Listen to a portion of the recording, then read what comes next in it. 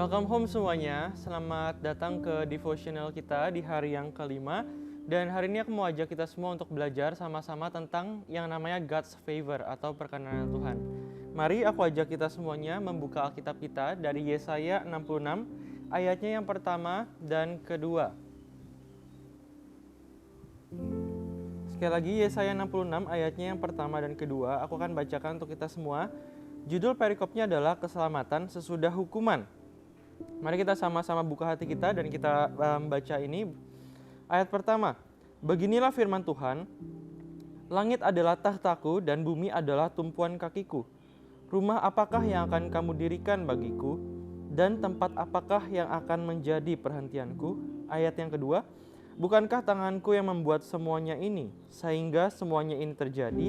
Demikianlah firman Tuhan. Kita berhenti sejenak di ayat yang kedua A ini. Jadi Yesaya 66 ayat yang pertama dan kedua A ini berbicara tentang yang namanya kebesaran Tuhan atau keagungan Tuhan.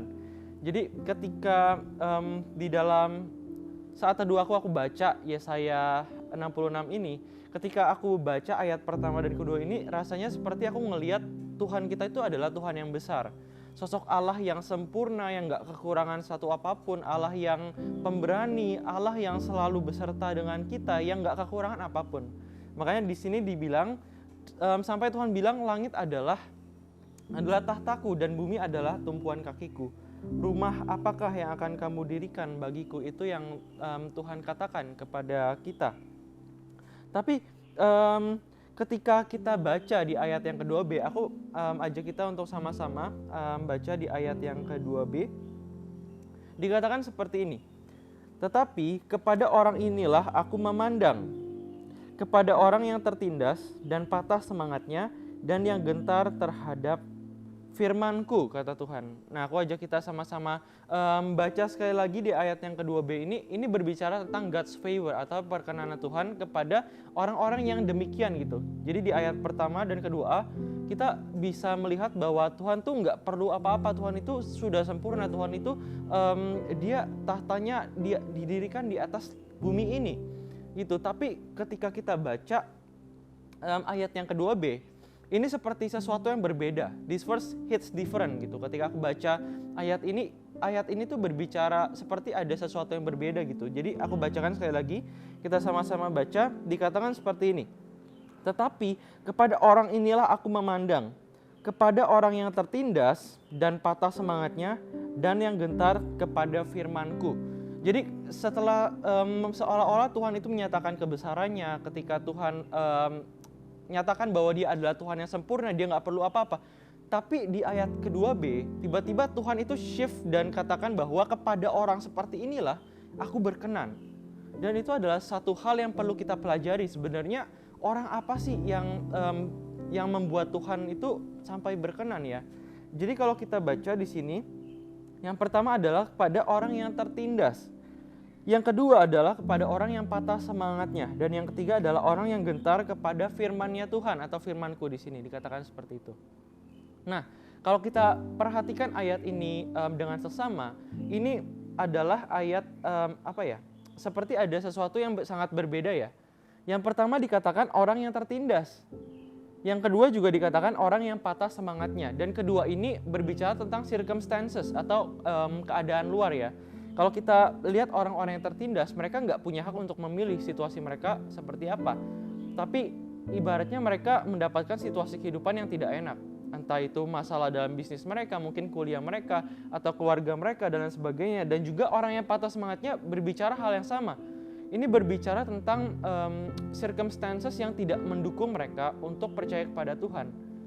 Circumstances yang mendesak mereka supaya mereka meninggalkan iman mereka. Circumstances yang berusaha untuk menjatuhkan mereka. Nah, tapi yang ketiga, kalau kita baca dengan seksama, ini adalah sesuatu yang berbeda. Dikatakan orang yang gentar kepada firman-Ku. Wow.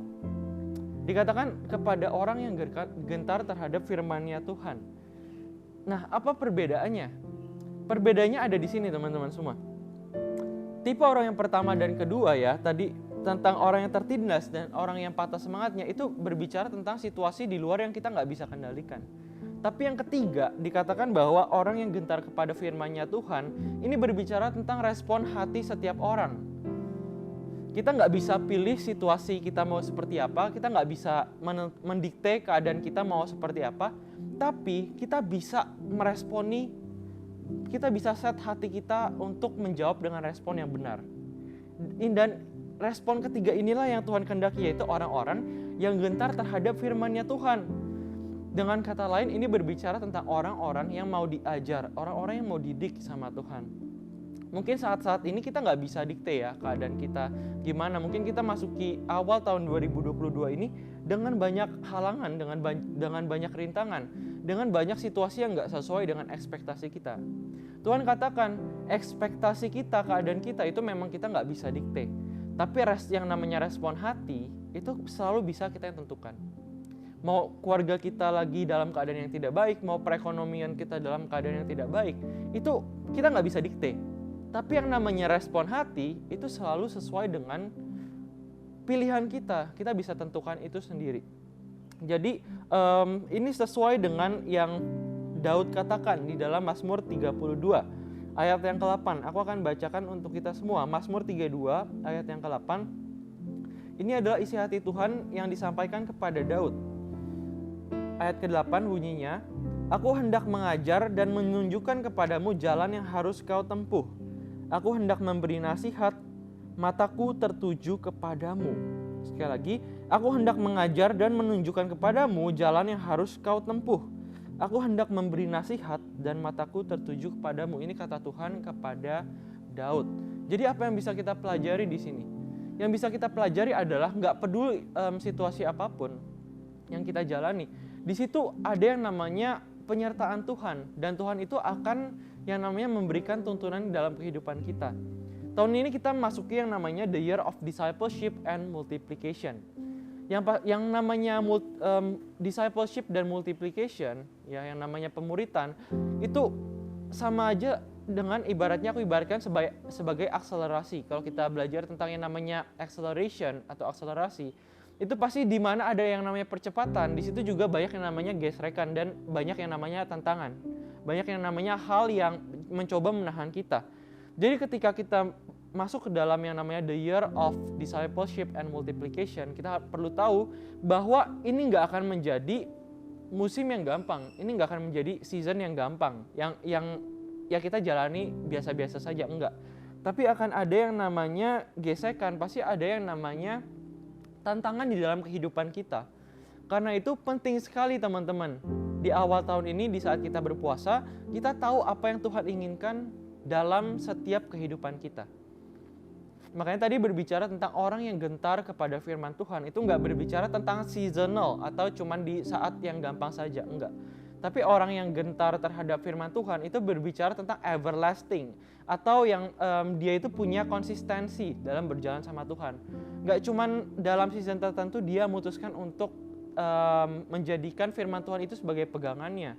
Tapi in every season, in every condition, itu adalah orang-orang yang tetap dalam situasi sulit apapun, mereka memutuskan untuk Tuhan, I surrender my will.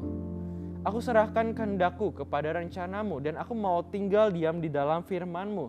Jadi kita perlu tahu nantinya di bulan-bulan ke depan, walaupun kita mengalami fase-fase yang sulit, walaupun kita mengalami periode yang sulit dalam kehidupan kita, tapi kuncinya adalah gimana kita bisa tetap tinggal diam di dalam firman-Nya Tuhan.